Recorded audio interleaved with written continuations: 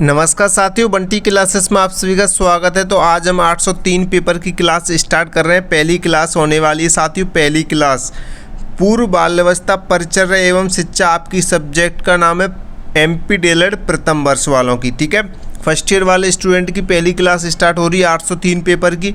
803 paper की, इससे पहले हम 801, 802 पेपर की क्लास स्टार्ट कर चुके हैं और 806 की भी करा चुके हैं। तो आज हम 803 पेपर की क्लास स्टार्ट कर रहे हैं, पूर्व बाल्यावस्था परिचर्या एवं शिक्षा, इंपॉर्टेंट क्वेश्चन आंसर की। जी हाँ दोस्तों, महत्वपूर्ण प्रश्नोत्तर की क्लास स्टार्ट कर रहे हैं। अगर आप इस क्लास को फुल वॉच करते हैं, सारे क्वेश्चन को अच्छे से कर लेते हैं, तो आपकी जो परीक्षा होने वाली 2026 में, उसमें आप अच्छा स्कोर कर सकते हैं और अच्छा एग्जाम कॉपी लिख सकते हैं, क्योंकि आज ही क्लास से बहुत सारे क्वेश्चन आपको देखने को मिलेंगे। तो क्लास स्टार्ट करने से पहले अगर आपने अभी इस क्लास को लाइक नहीं किया है तो लाइक करें और चैनल को सब्सक्राइब करें। जितने बच्चे नए जुड़ रहे हैं और सभी जगह शेयर करें। ठीक है, तो क्लास स्टार्ट करते हैं हम।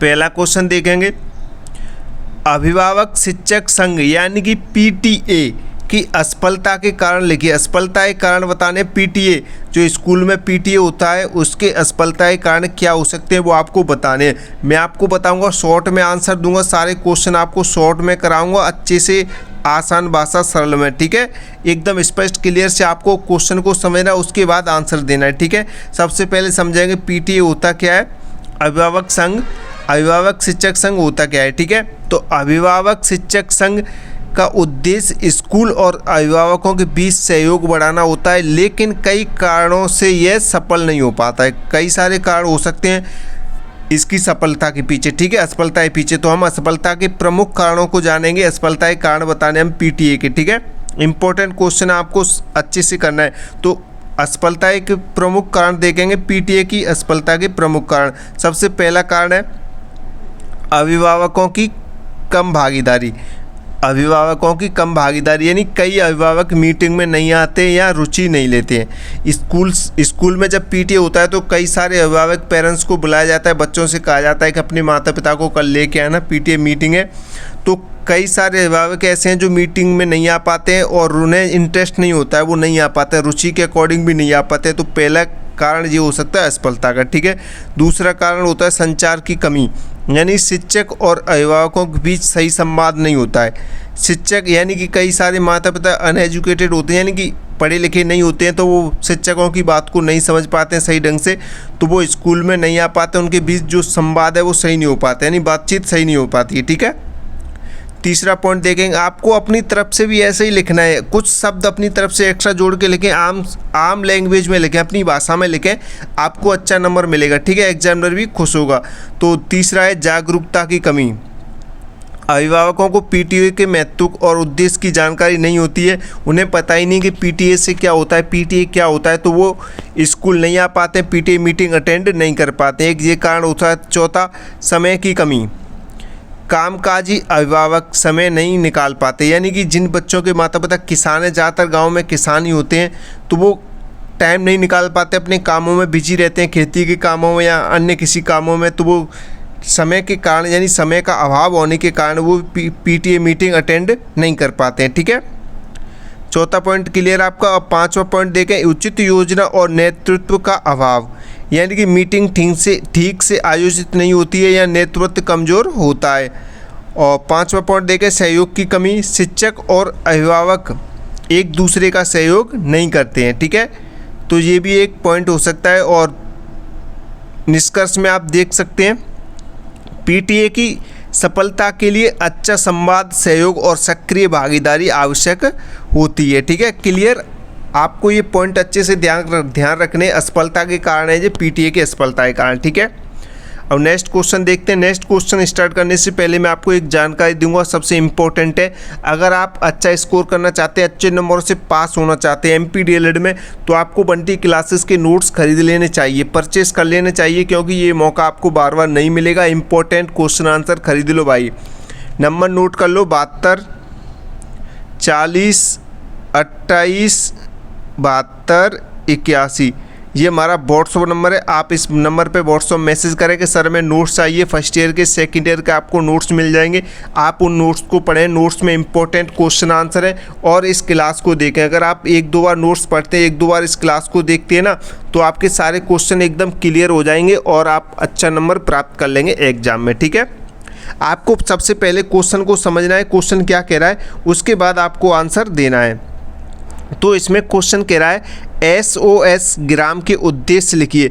SOS ग्राम के उद्देश्य आपको लिखने, पहले समझेंगे SOS होता क्या है, ये क्या काम करता है। ठीक है, SOS एक ग्राम एक ऐसी संस्था है जो अनाथ और असहाय बच्चों को परिवार जैसा वातावरण प्रदान करती है। ठीक है, SOS एक ऐसी संस्था है, SOS ग्राम एक ऐसी संस्था है जो अनाथ बच्चे होते हैं, जो असहाय बच्चे होते हैं, उन्हें परिवार जैसा वातावरण प्रदान करती है। ठीक है, अब इसके मुख्य उद्देश्य समझेंगे। SOS ग्राम के जो उद्देश्य हैं वो कौन कौन से उद्देश्य हैं, ये क्या काम करती है, पहले वो जानेंगे। ठीक है, उसके जो मुख्य उद्देश्य हैं, इसके काम जानेंगे। परिवार जैसा वातावरण देना, पहला उद्देश्य परिवार जैसा वातावरण देना, यानी बच्चों को माँ भाई बहन जैसा माहौल मिलता है। इसमें पालन पोषण और देखभाल, बच्चों को दैनिक जरूरतों का ध्यान रखा जाता है। इसमें शिक्षा की व्यवस्था, बच्चों को स्कूल भेजा जाता है और पढ़ाई कराई जाती है। ठीक है, SOS ग्राम के उद्देश्य है, ये SOS ग्राम का काम है। ठीक है, SOS ग्राम क्या काम करता है, उसके उद्देश्य है, ये आप इन्हें अच्छे से पढ़ेंगे। सुरक्षा और भावनात्मक सहयोग, इसमें बच्चों को प्यार, सुरक्षा और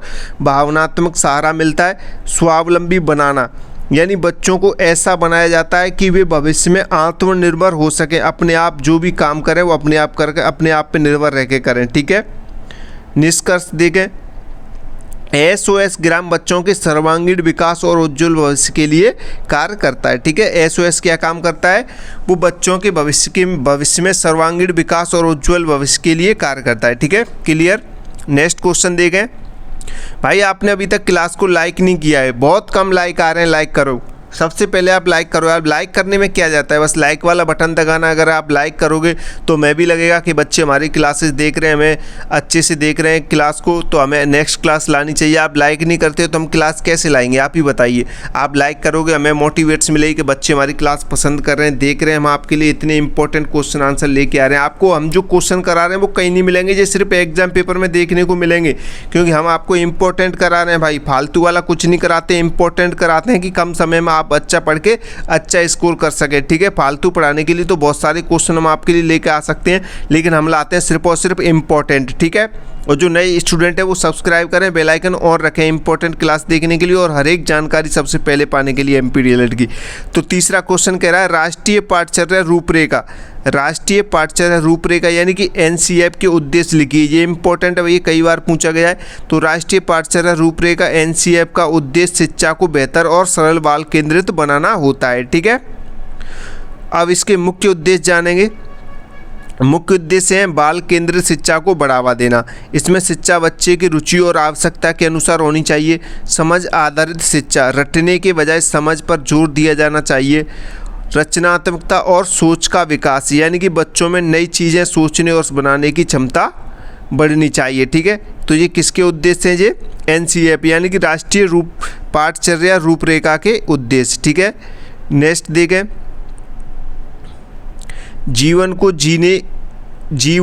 शिक्षा को जीवन से जोड़ना। चौथा पॉइंट कह रहा है शिक्षा को जीवन से जोड़ना, पढ़ाई का संबंध दैनिक जीवन से होना चाहिए। ठीक है, समानता और समावेशन, इसमें सभी बच्चों को समान अवसर मिलने चाहिए। पढ़ाई का बोझ कम करना, यानी कि बच्चों पर अनावश्यक दबाव नहीं डालना चाहिए। ठीक है, क्लियर। 6 पॉइंट हैं इसके। नेक्स्ट क्वेश्चन देखेंगे। चौथा क्वेश्चन कह रहा है संवेदन गति अधिगम क्या होता है। ठीक है, क्या है संवेदन गति अधिगम के बारे में आपको बताना। तो संवेदन गति अधिगम होता क्या है, पहले समझेंगे। यार वह प्रक्रिया है जिसमें व्यक्ति अपनी इंद्रियां, यानी कि देखना, सुनना, छूना, ये आपकी इंद्रियां होगी, और शारीरिक क्रियाओं में हाथ पैर की गतिविधियां के बीच तालमेल बनाना क्या कहलाता है, तालमेल सीखता है, उसे क्या कहते हैं, संवेदन गति अधिगम कहते हैं। संवेदन गति अधिगम वह प्रक्रिया है जिसमें व्यक्ति अपनी इंद्रियों और शारीरिक क्रियाओं के बीच तालमेल बनाना सीखता है। ठीक है, क्लियर। आप इसे अच्छे से पढ़ें, नोट्स में आपको मिल जाएगा। नोट्स आप खरीद लो, नहीं खरीदें तो ठीक है, नोट्स खरीद लो और सरल भाषा में सीखे आसानी से। जब हम देखकर, सुनकर और महसूस करके शरीर को सही तरीके से चलाना सीखते हैं तो उसे क्या कहते हैं? संवेदन गति अधिगम कहते हैं। अगर आपसे परिभाषा पूछे 1 नंबर में, 2 नंबर में, तो आप ये लिख सकते हैं संवेदन गति अधिगम की परिभाषा। ठीक है, क्लियर। उदाहरण के तौर पर आप देखेंगे, उदाहरण से समझे आप, बच्चा चलना सीखता है देखकर और संतुलन बनाकर। ठीक है, साइकिल चलाना सीखना, लिखना सीखते समय हाथ और आँख का समन्वय। ठीक है, हाथ और आँख का समन्वय। नेक्स्ट 5वां क्वेश्चन देखेंगे, अधिगम का अर्थ स्पष्ट कीजिए। अधिगम होता क्या है आपको बताना। तो अधिगम यानी कि लर्निंग वह प्रक्रिया है जिसके द्वारा व्यक्ति के ज्ञान, व्यवहार और कौशल में स्थायी परिवर्तन आता है। जो अनुभव और अभ्यास से प्राप्त होता है उसे अधिगम कहते हैं। ठीक है, ये अधिगम का अर्थ है। आप इसे समझेंगे थोड़ा और सरल तरीके से समझें। सीखना मतलब नई बातें जानना और अपने व्यवहार या काम करने के तरीके में सुधार लाना, ये अधिगम है। ठीक है, अभ्यास करना। और उदाहरण के तौर पर आप देख सकते हैं, पढ़ाई करके ज्ञान बढ़ना, गलती से सीखकर अगली बार सही करना, और खेल का अभ्यास करके बेहतर खिलाड़ी बनना। ठीक है, अभ्यास करोगे जितनी बेहतर आप बनते जाओगे, जितना अभ्यास उतनी बेहतर आप बनते रहोगे। ठीक है, नेक्स्ट क्वेश्चन देखें। 6वां क्वेश्चन कह रहा है, पाठ्य वस्तु या पाठचर्या दोनों एक ही चीज़ होती है।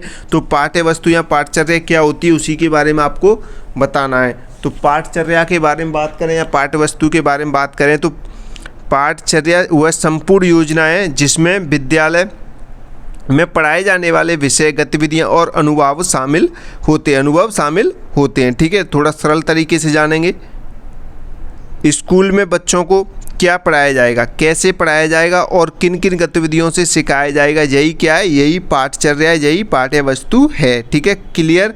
उदाहरण के तौर पर आप ये देख सकते हैं, किताबों के विषय यानी जैसे गणित, हिंदी, विज्ञान, ये आपको पढ़ाया जाएगा। खेल, प्रोजेक्ट, सांस्कृतिक कार्यक्रम, परीक्षा और अभ्यास कार्य, ये सारी चीज़ें आप उदाहरण में लिख सकते हैं। मुख्य बिंदु की बात करें, सिर्फ किताब नहीं, पूरी योजना तैयार की जाती है और पढ़ाई प्लस गतिविधियाँ दोनों शामिल होती हैं। ठीक है, नेक्स्ट बात करें अनौपचारिक शिक्षा को लिखिए। अनौपचारिक शिक्षा के बारे में, अनौपचारिक शिक्षा यानी कि इनफॉर्मल एजुकेशन वह शिक्षा होती है जो बिना किसी निश्चित योजना, समय या पाठ्यक्रम के जीवन के अनुभवों से स्वतः प्राप्त होती है। यानी कि अनौपचारिक शिक्षा वो होती है आप अपने परिवार से, किसी दोस्त से, समाज से जो कुछ सीखते हैं वो अनौपचारिक शिक्षा है, बिना किसी नियम योजना के।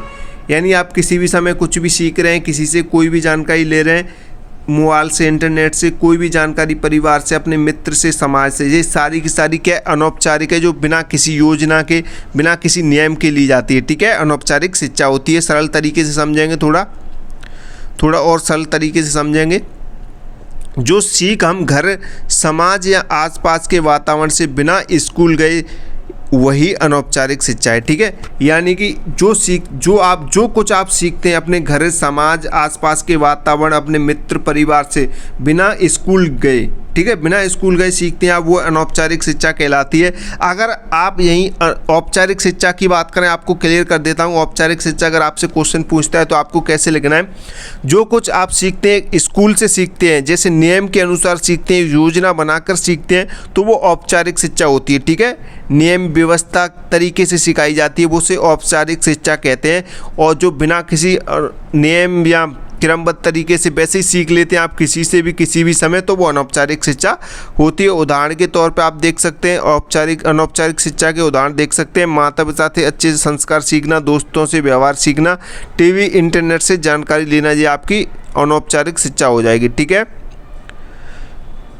कोई निश्चित पाठ्यक्रम नहीं होता है, लेकिन औपचारिक शिक्षा में निश्चित पाठ्यक्रम होता है, वो स्कूल में आपको पढ़ाया जाता है। ठीक है, जीवन भर चलती रहती है ये शिक्षा है। ठीक है, जीवन भर आप कुछ ना कुछ सीखते रहते हैं। 8वां क्वेश्चन देखें, प्रतिवेदन लेखन का अर्थ स्पष्ट कीजिए। प्रतिवेदन लेखन किसे कहते हैं, आपको अर्थ स्पष्ट करना है।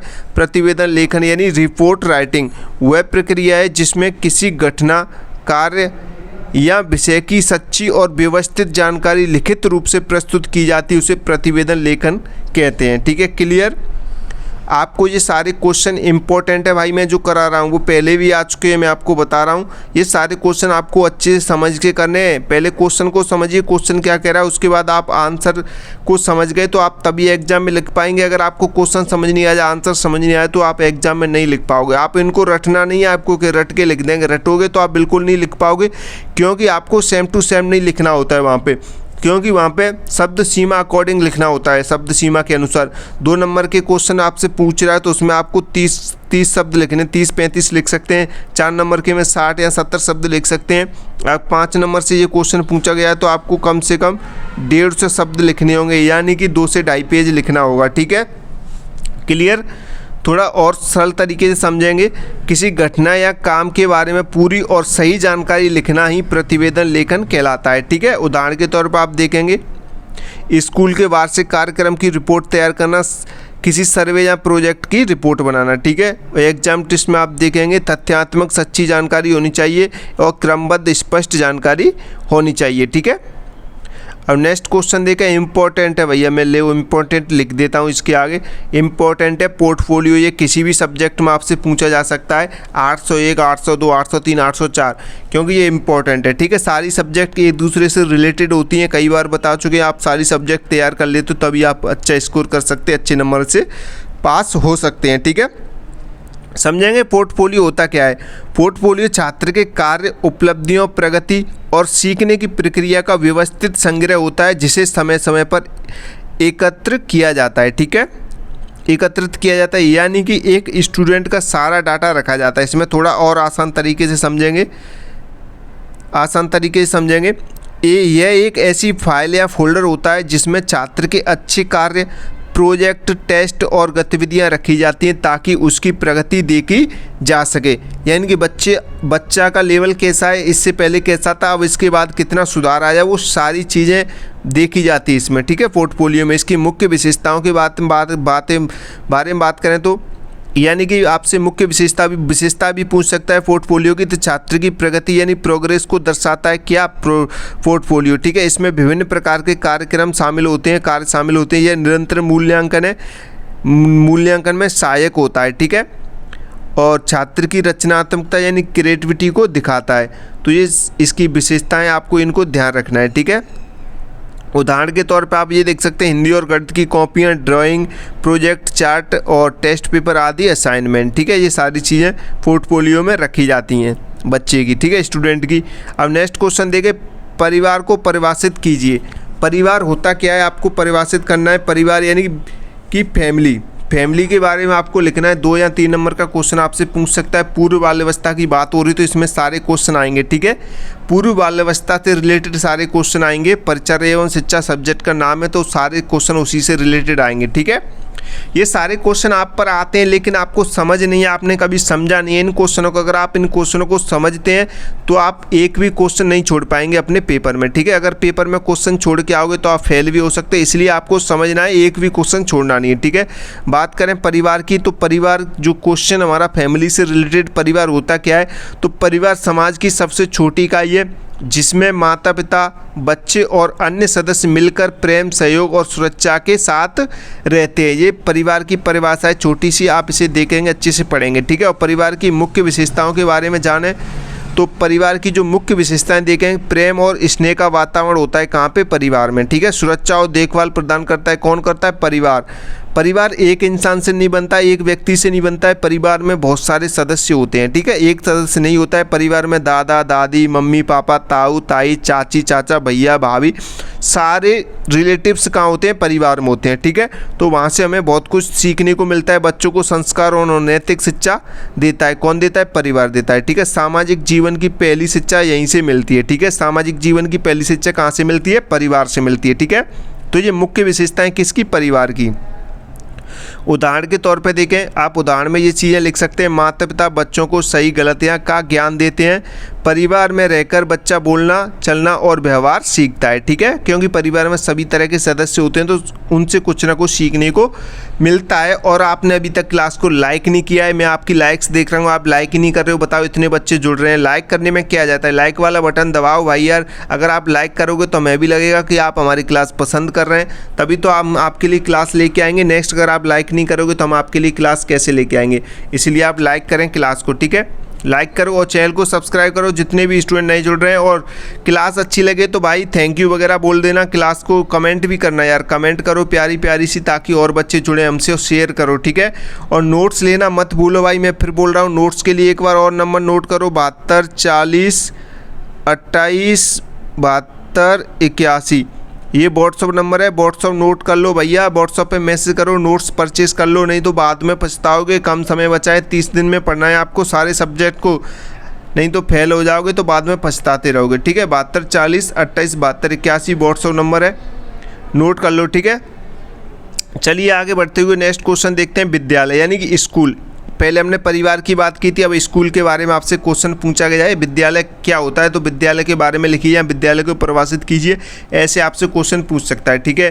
तो विद्यालय वह संस्था है जहां छात्रों को नियमित और योजनाबद्ध तरीके से शिक्षा दी जाती है, नियमित और योजनाबद्ध तरीके से शिक्षा दी जाती है तथा उनका सर्वांगीण विकास किया जाता है। तो ये किस में किया जाता है, स्कूल में किया जाता है, ठीक है। स्कूल में आपको ऐसे ही शिक्षा नहीं दी जाती, नियमित रूप से दी जाती है, नियमों के अनुसार दी जाती है, एक योजनाबद्ध तरीके से आपको शिक्षा दी जाती है, तभी आपका सर्वांगीण विकास होता है, ठीक है, विद्यालय में।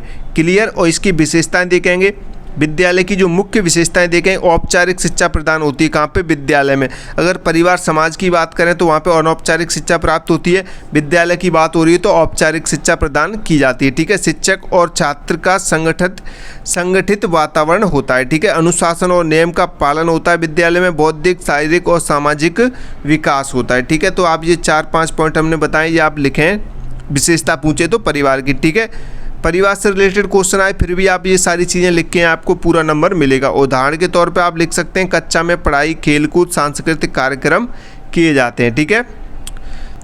तो नेक्स्ट क्वेश्चन देख रहे हैं, शैशवावस्था क्या है समझाइए। शैशवावस्था के बारे में आपको बताएंगे, शैशवावस्था क्या होती है, मैं आपको शॉर्ट आंसर कराऊंगा, ठीक है। आपको समझना है शैशवावस्था को, ठीक है। तो शैशवावस्था क्या होती है, शैशवावस्था के बारे में लिखिए, ऐसे क्वेश्चन पूछ सकता है आपसे, ठीक है।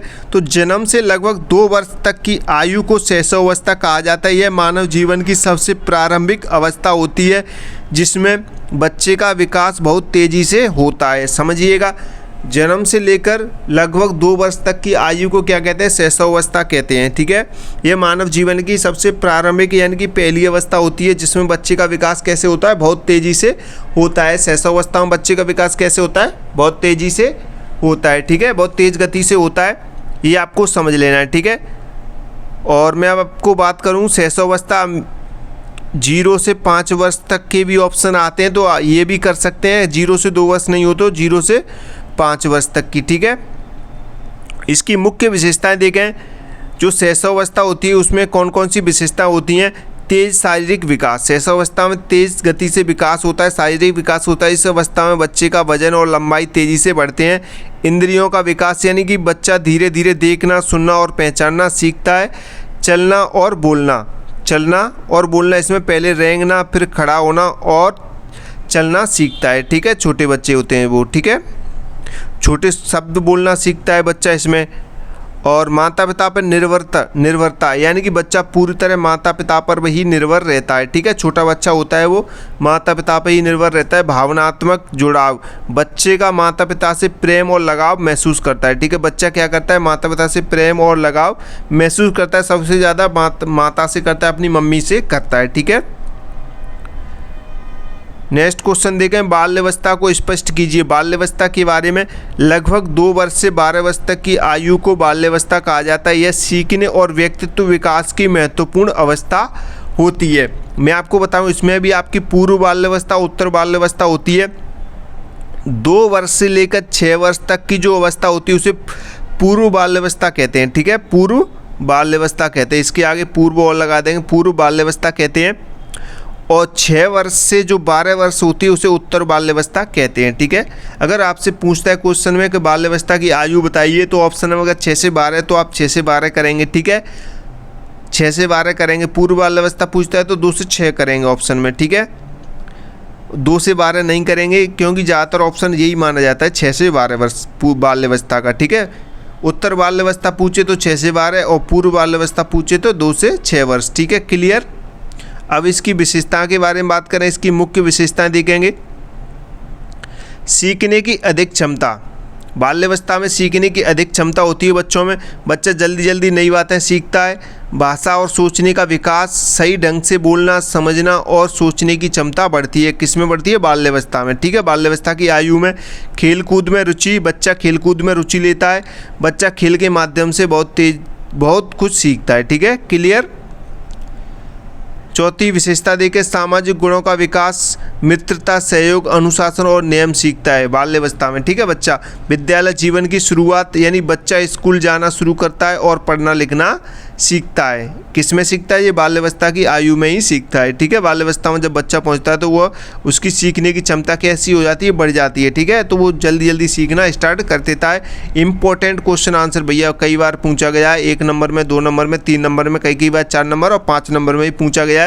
ECCE की अवधारणा लिखिए, इसकी फुल फॉर्म भी पूछ लेता है कई बार एग्जाम में। ठीक है, ECC की फुल फॉर्म देखेंगे, early childhood care and education, ध्यान रखेंगे, early childhood care and education. ठीक है, तो ECC का अर्थ जानेंगे, 0 से 6 वर्ष तक के बच्चों की देखभाल और शिक्षा का समन्वय। इस अवस्था में बच्चे के शारीरिक, मानसिक, सामाजिक और भावनात्मक विकास पर विशेष ध्यान दिया जाता है। ठीक है, ECC में।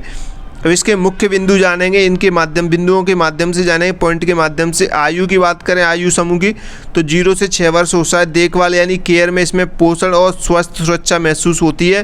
पोषण यानी भोजन दिया जाता है। पोषण, शिक्षा यानी एजुकेशन, खेल खेल में सीखना। समग्र विकास यानी शरीर, मन, भाषा और व्यवहार का विकास। ठीक है, बाल केंद्र शिक्षा यानी बच्चे की रुचि के अनुसार सिखाना। ठीक है, उदाहरण के तौर पे देखेंगे, आंगनवाड़ी में बच्चों को गीत, कहानी, खेल और गतिविधियों के माध्यम से सिखाया जाता है और साथ में पोषण भी दिया जाता है। ठीक है, और नेक्स्ट क्वेश्चन देखें, आंगनवाड़ी केंद्र। आंगनवाड़ी केंद्र क्या होता है ये आपको बताना है। आंगनवाड़ी केंद्र के बारे में आपको जानकारी होनी चाहिए। ये क्वेश्चन भी पूछा जाता है पूर्व बाल्यावस्था में, अगर आप इसे पढ़ते हैं तो आपको समझ आएगा। आंगनवाड़ी केंद्र वह सरकारी केंद्र है जहाँ छोटे बच्चों यानी 0 से 6 वर्ष के बच्चे होते हैं और गर्भवती यानी स्तनपान कराने वाली माताओं का पोषण, स्वास्थ्य और प्रारंभिक शिक्षा सेवा प्रदान की जाती हैं। ठीक है, ये सारी चीज़ें आपको देखने को मिलेंगी। आप नोट्स पढ़ें भैया, नोट्स खरीद लो। मैं आपसे फिर बोल रहा हूँ, आप नोट्स पढ़ोगे और क्लास देखोगे तो आप अच्छा स्कोर कर सकते हैं, अच्छे नंबर से पास हो सकते हैं। नहीं तो आपके बाद में पछताओगे कि हम नोट्स ले लेते तो अच्छा रहता। ठीक है, क्लास को कम से कम 3-4 बार देखें, ज़्यादा अच्छा रहेगा। सेवाओं की बात करें तो इसमें कौन कौन सी सेवाएं मिलती हैं? पौष्टिक आहार मिलता है, टीकाकरण होता है आंगनवाड़ी में। ठीक है, प्री स्कूल शिक्षा दी जाती है आंगनवाड़ी में, स्वस्थ जांच होता है किसमें? आंगनवाड़ी में। ठीक है, ये आंगनवाड़ी की सेवाएं तो आपने अच्छे से ध्यान रखें। और निष्कर्ष में देखें, आंगनवाड़ी बच्चों के विकास और स्वास्थ्य सुधार में महत्वपूर्ण भूमिका निभाता है। ठीक है, इतना क्लियर। नेक्स्ट क्वेश्चन देखें, नेक्स्ट क्वेश्चन क्या कह रहा है, राष्ट्रीय पाठ्यचर्या NCF के उद्देश्य लिखिए। राष्ट्रीय पाठ्यचर्या रूपरेखा यानी कि NCF के मुख्य उद्देश्य लिखने हैं आपको। तो राष्ट्रीय पाठ्यचर्या रूपरेखा NCF का उद्देश्य शिक्षा को अर्थपूर्ण, सरल, बाल केंद्रित और जीवन उपयोगी बनाना है। ठीक है, क्लियर। अब इसके मुख्य उद्देश्य देखेंगे, उद्देश्य कौन कौन से इसके। तो मुख्य उद्देश्य है इसके, बाल केंद्रित शिक्षा को बढ़ावा देना है, रटने के बजाय समझ पर आधारित शिक्षा देना है, रचनात्मकता और सोचने की क्षमता विकसित करना है, शिक्षा को जीवन और अनुभव से जोड़ना है, समानता और समावेशन को बढ़ावा देना है। ठीक है, समानता और समावेशन को बढ़ावा देना है, छात्रों पर पढ़ाई का बोझ कम करना है, नैतिक और सामाजिक मूल्यों का विकास करना। ठीक है, उदाहरण के तौर पर आप देखेंगे, कक्षा में केवल किताब पढ़ाने के बजाय गतिविधि, प्रोजेक्ट्स और चर्चा के माध्यम से पढ़ाना है। ठीक है, क्लियर। तो आप इन पॉइंट को अच्छे से पढ़ें ध्यान से, आपको ये इंपॉर्टेंट है भैया। NCF के क्वेश्चन आपसे पूछे जाएंगे इसी में। ठीक है, आपको मिलेंगे 1-2 क्वेश्चन, तो आप तो इनके पॉइंट को अच्छे से पढ़ें, नोट्स परचेज कर लें। ठीक है, क्लियर। और नेक्स्ट क्वेश्चन देखें NCF का, ये राष्ट्रीय पाठ्यचर्या रूपरेखा NCF के मार्गदर्शक सिद्धांत। तो मार्गदर्शक सिद्धांत के बारे में बताना है। राष्ट्रीय पाठ्यचर्या रूपरेखा NCF के मार्गदर्शक सिद्धांत शिक्षा को सरल, अर्थपूर्ण, बाल केंद्रित और जीवन से जुड़ा हुआ बनाने पर जोर देता है। ठीक है, वही पॉइंट है जो हमने आपको ऊपर बताए थे, वही पॉइंट आपको लिखने हैं। ठीक है, मुख्य मार्गदर्शक सिद्धांत यानी बच्चा केंद्र में हो, यानी कि शिक्षा बच्चे की रुचि, आवश्यकता और क्षमता के अनुसार होनी चाहिए। समझ आधारित शिक्षा, ठीक है, ये रटने के बजाय बच्चों को समझकर पढ़ाया जाना चाहिए, ठीक है, क्लियर। तो आपको इन पॉइंट को ध्यान रखना है। अनुभव और गतिविधि आधारित सीखना, यानी बच्चे खेल और प्रयोग गतिविधियों के माध्यम से सीखें। ज्ञान को जीवन से जोड़ना, यानी पढ़ाई का संबंध दैनिक जीवन से होना चाहिए, ठीक है। नेक्स्ट पॉइंट देगा भाषा का महत्व। सरल और मातृभाषा में शिक्षा देने पर जोर देना चाहिए। समानता और समावेशन में सभी बच्चों को समान अवसर मिले, चाहे उनका कोई भी पृष्ठभूमि हो, ठीक है। रचनात्मकता, सोच का विकास, बच्चों में सोचने समझने और नया बनाने की क्षमता विकसित होनी चाहिए, ठीक है, क्लियर। ये पॉइंट आपको अच्छे से ध्यान रखना है। नैतिक और सामाजिक मूल्यों का विकास, बच्चों में अच्छे संस्कार और जिम्मेदारी की भावना विकसित की जानी चाहिए। लोकतांत्रिक वातावरण में कक्षा में खुला, स्वतंत्र और सहयोगपूर्ण माहौल होना चाहिए, ठीक है। तो ये एनसीईआरटी के मुख्य मार्गदर्शक सिद्धांत हैं एनसीईआरटी के, ठीक है, क्लियर।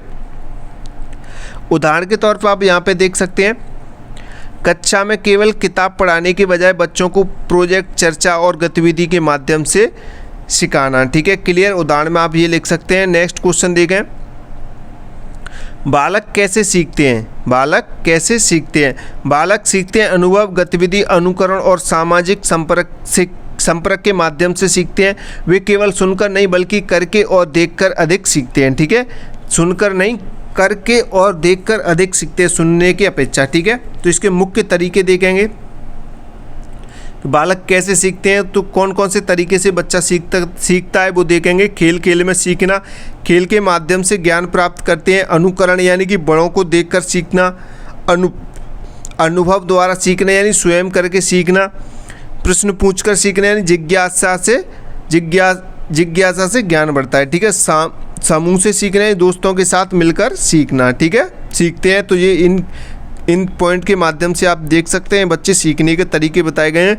बच्चा खेलते खेलते गिनती सीखता है, माता पिता को देखकर बोलना सीखता है, ठीक है। तो ये उदाहरण में लिख सकते हैं आप। अब बात करें शैशवावस्था की विशेषता, अभी थोड़ी देर पहले भी कराए थे हम। जन्म से लगभग 2 वर्ष तक की अवस्था को शैशवावस्था कहते हैं। इस अवस्था में बच्चे का विकास बहुत तेज़ी से होता है, ठीक है। तो जिसकी मुख्य विशेषताएँ, तेज शारीरिक विकास, इस अवस्था में बच्चे की लंबाई और वजन तेजी से बढ़ता है। इंद्रियों का विकास, बच्चा देखना, सुनना, छूना और पहचानना सीखता है। चलना और बोलना सीखता है, बच्चा पहले रेंगता है फिर चलता है और छोटे छोटे शब्द बोलना शुरू कर देता है, ठीक है। पूर्ण निर्भरता यानी कि बच्चा माता पिता पर पूरी तरह निर्भर रहता है। भावनात्मक विकास, बच्चा माता पिता से लगाव और प्यार महसूस करता है, ठीक है, क्लियर। और देखें अनुकरण, नकल करना यानी कि बच्चा बड़ों की नकल करके सीखता है। जिज्ञासा यानी बच्चा हर चीज़ को छूकर और देखकर जानने की कोशिश करता है कि ये क्या है, ठीक है, क्लियर। उदाहरण के तौर पे आप लिख सकते हैं, बच्चा माँ बाप बोलना सीखता है, खिलौनों को छूकर और मुंह में डालकर पहचानता है कि ये क्या है, ठीक है। आपने देखा होगा छोटे छोटे बच्चों को।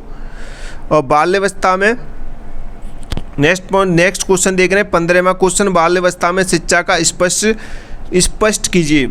बाल्यावस्था में शिक्षा का स्वरूप स्पष्ट कीजिए, क्वेश्चन कह रहा है हमारा। तो बाल्यावस्था में शिक्षा का स्वरूप है वो स्पष्ट करना है आपको, ठीक है। तो इसमें लिखेंगे, बाल्यावस्था में शिक्षा का स्वरूप सरल, रोचक और आधारित और बाल केंद्रित होना चाहिए ताकि बच्चे आसानी से और आनंद के साथ सीख सकें, ठीक है, क्लियर।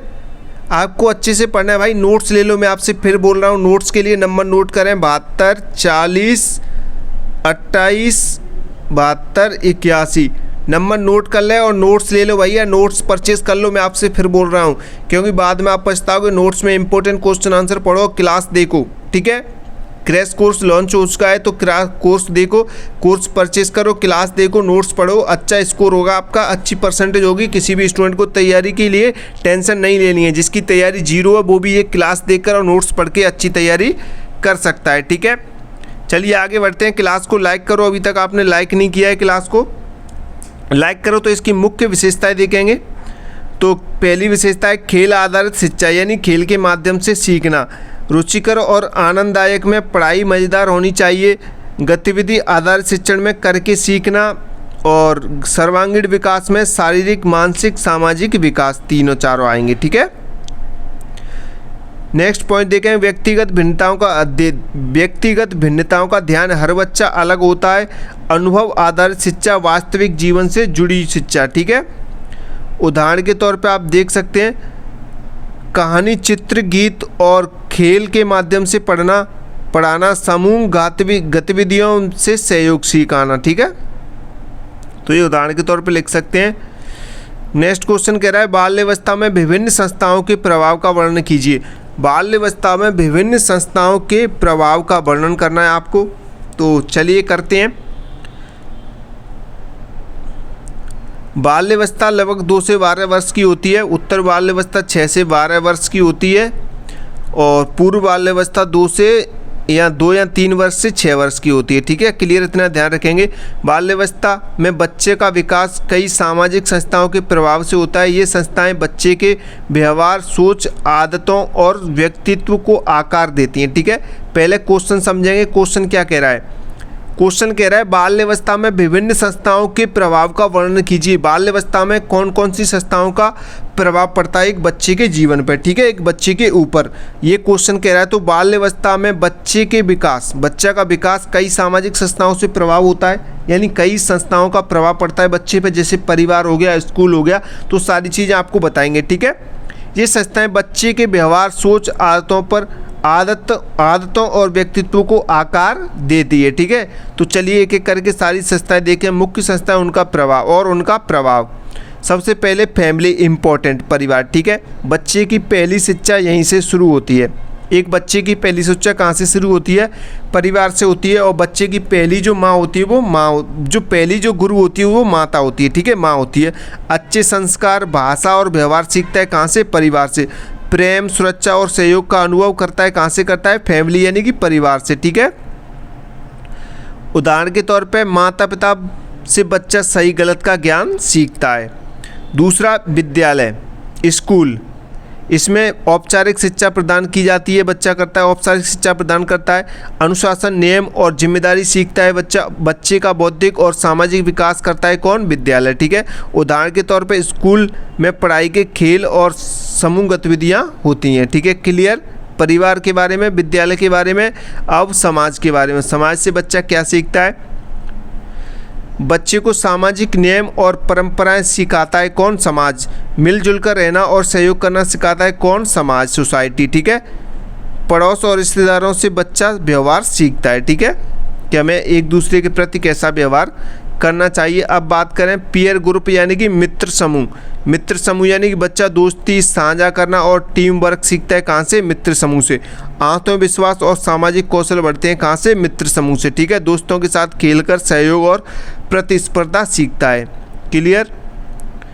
नेक्स्ट क्वेश्चन, नेक्स्ट संस्था देखें मीडिया। मीडिया से भी बच्चा बहुत कुछ सीखता है। टीवी, मोबाइल, इंटरनेट से नई जानकारी मिलती है। सोच और व्यवहार पर प्रभाव पड़ता है, अच्छा या बुरा, दोनों। ठीक है, दोनों प्रभाव पड़ते हैं, अच्छा भी पड़ सकता है, बुरा भी पड़ सकता है। उदाहरण पे देखें, शैक्षिक कार्यक्रम से ज्ञान बढ़ता है, लेकिन गलत कंटेंट से नकारात्मक प्रभाव भी पड़ सकता है। ठीक है, तो आज की क्लास हम यहीं पे एंड करते हैं। तो आपकी ये पहली क्लास हमने कंप्लीट करा दी है। अब आपकी नेक्स्ट दूसरी क्लास लेके आएंगे 803 पेपर की। ठीक है, 803 पेपर की पहली क्लास कंप्लीट होगी आपकी। अब आपकी दूसरी क्लास लेके आएंगे इंपॉर्टेंट क्वेश्चन आंसर की। तो आपने अभी तक इस क्लास को लाइक नहीं किया है तो लाइक कर देना, चैनल को सब्सक्राइब कर दो जितने भी बच्चे पहली बार जुड़ रहे हैं। ठीक है, और मैं आपको बता दूँ, अगर जिन बच्चों ने नोट्स नहीं लिए हैं वो नोट्स ले लें। मैं आपको नंबर नोट करा देता हूँ, 72 40 28 72 81। ये व्हाट्सअप नंबर है, नोट कर लो नंबर को, 72 40 28 72 81। व्हाट्सअप मैसेज करो, सर मैं नोट्स लेने हैं, और नोट्स ले लो अच्छी तैयारी के लिए। ठीक है, इंपॉर्टेंट क्वेश्चन आंसर, इससे ज़्यादा इंपॉर्टेंट क्वेश्चन आंसर नहीं मिल पाएंगे आपको। क्लास देखो, नोट्स देखो, अच्छा स्कोर हो जाएगा। जो बच्चे फेल होने की सोच रहे हैं वो फेल नहीं होंगे, वो अच्छे नंबरों से पास हो जाएंगे। ठीक है, क्योंकि DLED में भी बहुत सारे बच्चे फेल होते हैं हर साल, जो नहीं पढ़ते हैं, जिनको पता नहीं चलता है कि कैसे क्वेश्चन का आंसर देना है। मैं आपके लिए बहुत ही सरल और आसान तरीके के क्वेश्चन लेके आ रहा हूँ। आप देख सकते हैं क्लास में आपको आसानी से समझ आएंगे। ठीक है, बहुत ही इजी भाषा है, लैंग्वेज बहुत ही सरल है। ठीक है, तो क्लास को लाइक कर दो, चैनल को सब्सक्राइब कर दो, सभी जगह शेयर कर दो, अपने जितने भी ग्रुप्स हों, यार दोस्त हों, सबको बता दो। डेली 8 PM आपको क्लास देख लेनी है, ठीक है। 8 PM डेली, रात को 8 PM क्लास देखनी। और मैं आपको टाइम की बात बता दूं, अगर आप 8 PM फ्री नहीं है, जो बच्चे मुझे कमेंट करें मुझे किस टाइम क्लास लेके आनी चाहिए, ठीक है। आप लोग कमेंट भी करें कि मुझे किस टाइम क्लास लेके आनी चाहिए। जहाँ पे ज़्यादा बच्चों के कमेंट रहेंगे एक टाइम को लेकर, उसी टाइम पे हम क्लास स्टार्ट कर देंगे फिर, ठीक है। अगर 8 PM आप नहीं देख पा रहे हैं, 6 PM, 7 PM, 5 PM, 9 PM आप जब बताएंगे उसी टाइम हम आपके लिए इंपॉर्टेंट क्वेश्चन आंसर की क्लास लेके आएंगे, ठीक है। तो क्लास को लाइक करें, चैनल को सब्सक्राइब करें। मिलते अगली नई क्लास में। जय हिंद, जय भारत।